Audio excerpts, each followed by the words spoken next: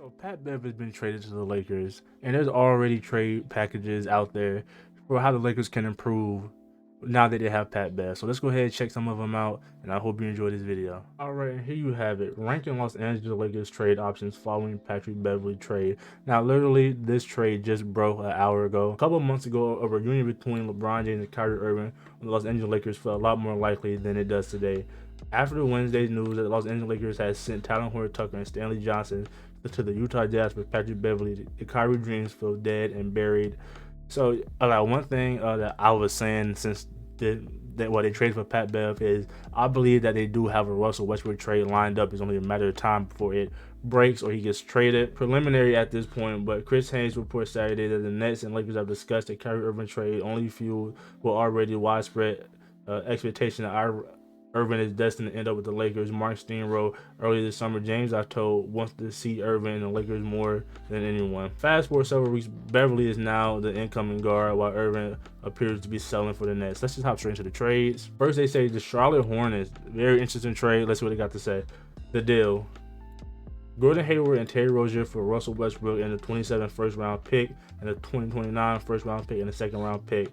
In April, Steam reported the Lakers might be hesitant to take the remaining 2 years of Gordon Hayward's contract. That seems especially true if it means unloading Westbrook's expiring deal. It's easy to see why LA will want to preserve flexibility for the 23 season. Stein added the Lakers surely understand that they need to factor in durability if they're taking the long-term money, which suggests Terry Rozier would have to be the Southern California-bound headliner if the Hornets and Lakers eventually progress serious trade talks. Of course, Landon Rozier, who averages 19 points a game, 38% from three over the last 3 seasons, may require LA to pony up a little more. For a team that's just at the Lakers, who knows how long a title window with AD 30 and 37-year-old LeBron will remain open, paying this much makes sense.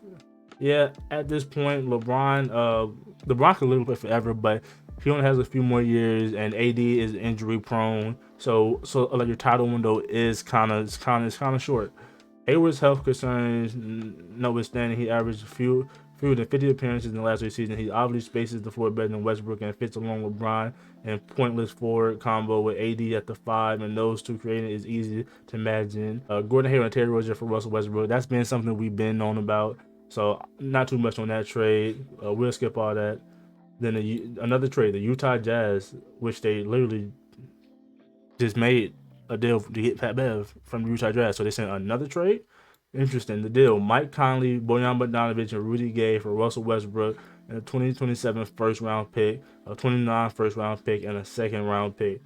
So what they're saying is they go back to Utah and be like, we know we just got Pat Bev, but let's make another trade. And for Mike Conley, I'm not opposed to it, and Bojan Bogdanovic, some scoring right there, and Rudy Gay, and Rudy Gay is still a solid NBA player. So, like they're saying, Mike Conley and Pat Bev are your 2 point guards. I'm not mad at that. If I'm Lakers fan right now, I'm not mad at that. The Utah Jazz are in an even more obvious rebuilding situation than the Hornets. Rudy Gobert, the primary driver of the team's recent success, is going Beverley, who came over with the Gobert trade, didn't even make it a training camp. All signs continue to point towards Donovan Mitchell winding up with the New York Knicks. Yes, that's still there. If and when Mitchell is moved, there will almost certainly be a fire sale with the remaining veterans, and there's a lot to choose from, including Mike Conley, Bojan Bogdanovic, Rudy Gay, Jordan Clarkson, and Malik Beasley. Landing the three of them, even maybe post-prime, would be worth the Westbrook and pick packages for LA. I do believe so. Playing alongside Mitchell last 3 years has forced Conley to adapt to playing off ball. During the stretch, he shot 40% from three. Bojan hit 39%, and although Rudy Gay's career marks at 34 is slightly below average, it's good enough to force opposing 4s and 5s to follow him out to the 3-point line. That influx of shooting around LeBron and AD will quickly put the Lakers back on the path to the playoffs. For the Jazz, a Westbrook buyout will almost certainly follow the trade, and after getting a massive haul for Gobert and presumably substantial one from Donovan Mitchell, Utah should be satisfied. Yeah, Utah should be satisfied to get a first rounder for some of the remaining difference makers.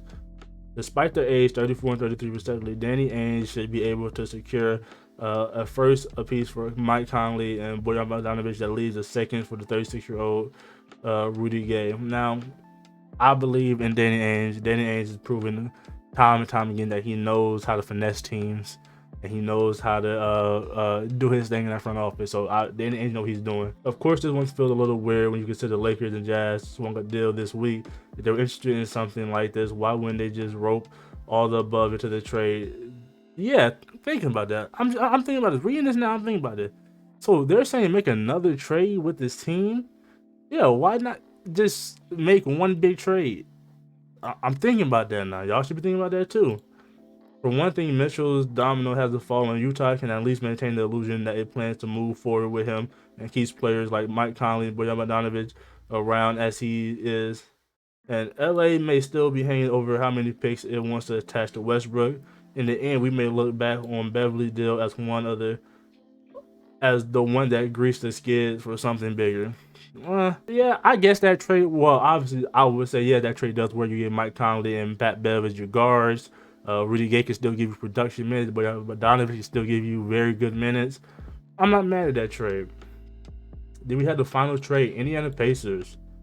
The deal: Miles Turner, Buddy Hield for Russell Westbrook, 27 first round, 29 first round, and second round pick. Yeah, so the trade that we've been seeing for a while, but so let's see what they had to say. In July, the Lakers were fully engaged with the Indiana Pacers on a deal that almost certainly would have made them better than the rumored Kyrie Irving deal. By now, everybody on the planet, not to mention the same distant constellation, knows the Pacers are looking to trade Miles Turner and Buddy Hield. Bob Kravitz wrote for the Atlantic, the team president Kevin Pritchard won't accept a lousy deal to move on from them. Witness Indiana's recent refusal to make the trade with the Lakers, who were offering Russell Westbrook a first round 27 and 2 second rounders. Pritchard and the Pacers are neither desperate nor stupid. Replace one of those second rounders with the first, and the package no longer reeks of desperation, nor does it look so stupid. It's easy to see why Hill Turner are on the market. They're certainly not old. Hill is 29, Miles Turner is 26, but they're on a different timeline than 23-year-old Tyrese Halliburton. And since the team led by the trio is far from likely to contend right now, trying to gain some assets for the veteran makes sense. For the Lakers, this is actually a young package for the three detailed here, and the Lakers are thinking all about life post LeBron. This deal should pursue Buddy Hield, one of the most prolific three-point shooters of all time. Curry, Duncan Robinson, the players in history who exceed both his marks, three-point attempts per game. He represents a massive improvement of spacing on the floor. Miles Turner, meanwhile, isn't as accurate, but 35% from the center should be enough to pull bigs away from the paint, and defense anchored by him and AD could close to recapturing the grit of the title-winning 2019-20 team. With both of these players the same age range as 29, AD, you can start to envision the team remaining competitive after LeBron retires or leaves. Wow. Okay, so that was a lot, but still same trades that we've known for the while now. Nothing new, but yeah, it's just interesting to see now that Pat Bev's on the roster that they still have to make some trades. Cause like we know, like they really do not have a roster.